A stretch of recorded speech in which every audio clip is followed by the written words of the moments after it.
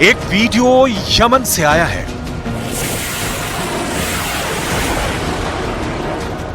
और एक video America के सीक्रेट एयरबेस से आया है। दोनों तरफ आग लगी हुई है, दोनों तरफ मौत बरसाने का सामान इकट्ठा हो चुका है।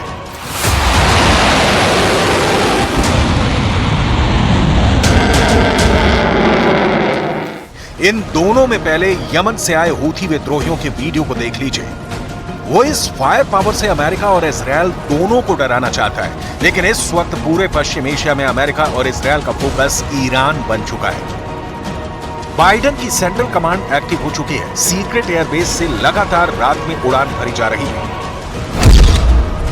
यह बात साफ है कि इराक और सीरिया के बाद अब अमेरिका का टारगेट नंबर 3 ईरान है। लेकिन ईरान पर अटैक कब होगा, कैसे होगा, हमला कितना खतरनाक होगा, इसका सिर्फ अंदाजा लगाया जा रहा है। यह रात में टेक ऑफ करने वाला विमान अमेरिका का सबसे खतरनाक लॉन्ग रेंज वाला बम वर्षक है। नाम है B-1 बॉम्बर। सीरिया और इराक पर बमबारी के लिए कितने बॉम्बर, कितने फाइटर जेट शामिल हुए, यह अभी तक नहीं बताया गया है, लेकिन मिशन खत्म होने के बाद यह बात जाहिर कर दी गई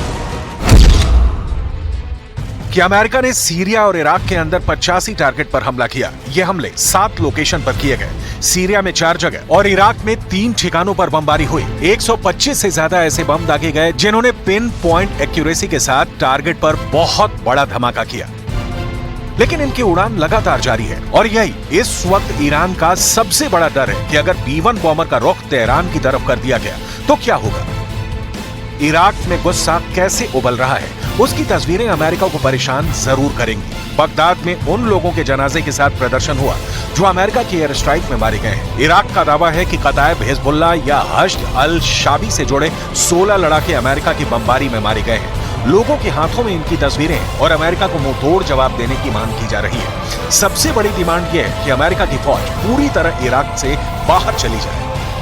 لإنهاء لإخراج الأمريكان ويجب عدم بقائهم شر مطلق للشعب العراقي، ويعني مزيدا من الدماء العراقية ومزيدا من التضحيات بالشباب العراقي. اليوم حان الوقت لخروجهم وعلى البرلمان أن يقول قوله الذي हश्द अल शाबी और कताइब हिजबुल्लाह इराक के वो मिलिशिया गुट हैं जिन्होंने आईसिस को मारकर खदेड़ने में बड़ी भूमिका अदा की थी। यही वजह है कि तब ईरान ने भी इनकी पूरी मदद की थी। ईरान कभी नहीं चाहेगा कि ये मिलिशिया कमजोर हो, क्योंकि इन्हीं की ताकत के जरिए उसका असर भी इराक और सीरिया पर बरकरार रहता है। ما طبیعتاً هر حرکتی رو علیه جبهه مقاومت محکوم میدونیم و مطرود میدونیم و محکوم میکنیم। ईरान और अमेरिका के बीच अचानक से युद्ध वाला माहौल बन चुका है। गाजा में हमास और इजरायल के युद्ध के बाद अब पहले फोकस यमन पर केंद्रित हुआ और अब इराक पर अमेरिका की बमबारी के बाद ईरान को टारगेट करने की मांग की जा रही है, क्योंकि इराक और सीरिया में जो मिलिशिया इस वक्त अमेरिका के दुश्मन बन चुके हैं, उनको ईरान से ही पूरी मदद मिलती है। ये बात तो खुद ईरान भी पूरी तरह खारिज नहीं करता। इराक और सीरिया पर B-1 बॉम्बर से तबाही मचाकर अमेरिका ने ईरान को बहुत बड़ा मैसेज दिया।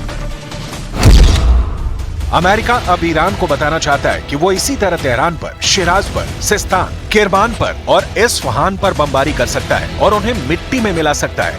ऐसा अमेरिका इराक में सद्दाम के खिलाफ कर चुका है, लीबिया में गद्दाफी के खिलाफ कर चुका है। जमहूरी इस्लामी ईरान जवाब ओ रो जवाब मुहकमी ख्वाहद दाद।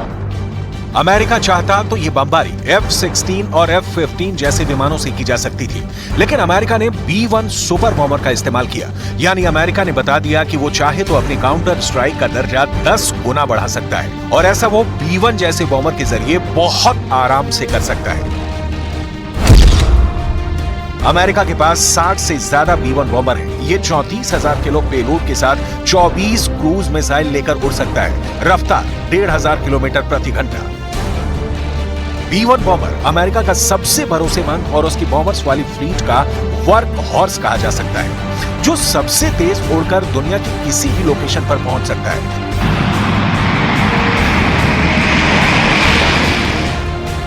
यह ऐसा काला दैत्य है जो अकेले दम पर कई मोर्चों पर ईरान की ताकत को एक झटके में खत्म कर सकता है। अमेरिका की बॉम्बर वाली ताकत भी आपको दिखाते हैं, क्योंकि ईरान के खिलाफ तनाव का लेवल अब बाइडेन की नाक से ऊपर जा रहा है। ऐसे में सवाल है कि क्या वक्त आ गया है कि अमेरिका अपने सबसे खतरनाक बॉम्बर्स को सबसे बड़े मिशन के लिए तैनात करने पर मजबूर हो जाएगा। B-1 से बमबारी करके अमेरिका ने दिखा दिया है कि वो ऐसा करने से हिचकेगा नहीं। सवाल है कि क्या अमेरिका वाकई नया युद्ध करने के लिए तैयार है? क्या वक्त आ गया है कि अमेरिका ने जो गलती यूक्रेन को लेकर की है उसे ईरान के साथ नहीं दोहराएगा, यानी वो खुल्लम खुल्ला जंग करेगा? अमेरिका के कौन कौन से बॉम्बर किसी भी वक्त किसी भी डिप्लॉयमेंट के लिए तैयार है, ये भी देख लीजिए। B-52 को देखिए, अमेरिका का सबसे पुराना लेकिन सबसे खतरनाक बॉम्बर। जब ये रनवे पर चलता है तो और ज्यादा विध्वंसक नजर आता है।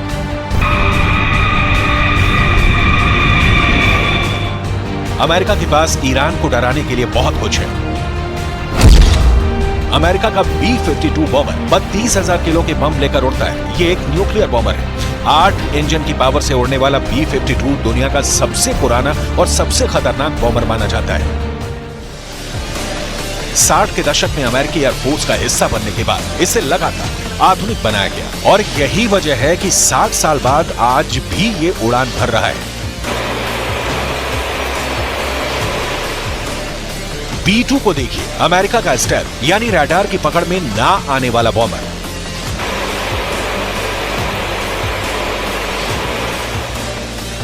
और B-1 को तो आपने देख ही लिया है।